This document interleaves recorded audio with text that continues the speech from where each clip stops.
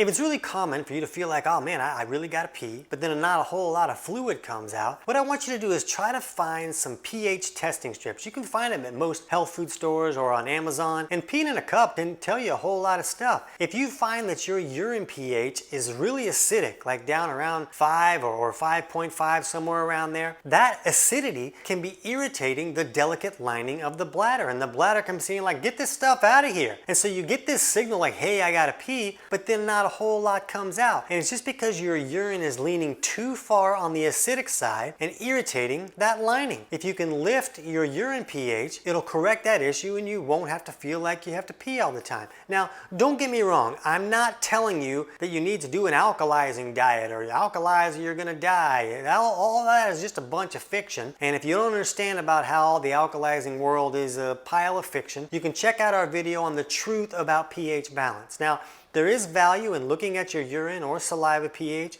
You can get indications of what's going on with your body chemistry that way, but the person could have an alkaline bloodstream and have their blood actually leaning too far on the alkaline side to where it's creating trouble, but still have a very acidic urine pH. Acidic to the point that it's irritating that bladder lining. So there's a lot of fiction in that world, and that video will help you understand that a little bit. But if you get these inexpensive pH testing strips and you're peeing in a cup already, you can also get what we call 10-parameter urinalysis dipsticks, and you can find those on Amazon. I'll put the link to where you can check those out if you want to see what I'm talking about. But on that strip, it'll show you if you have leukocytes or nitrites in your urine. And if so, that can be an indication that you may have a UTI. That may be what's creating the problem. So just peeing on a cup can give you some insights here. Now, let's say that your urine is leaning too far on the alkaline side. Maybe it's above 6.2. That's an indication of an alkaline urine pH. So if that's the problem, it could be a totally different problem, and maybe you're having an issue where you have to get up and pee a lot at night. If that's the case, we'll put a link to our video in the description below for why do I gotta get up and pee all night. But if you're feeling like you gotta pee all day long and not a whole lot's coming out, that simple test can help you rule out the issue of having too acidic of a pH. If you do find that your urine pH is too acidic, one step you could take is to use apple cider vinegar. And even though apple cider vinegar is a little bit on the acidic side, it tends to raise the urine pH for most people.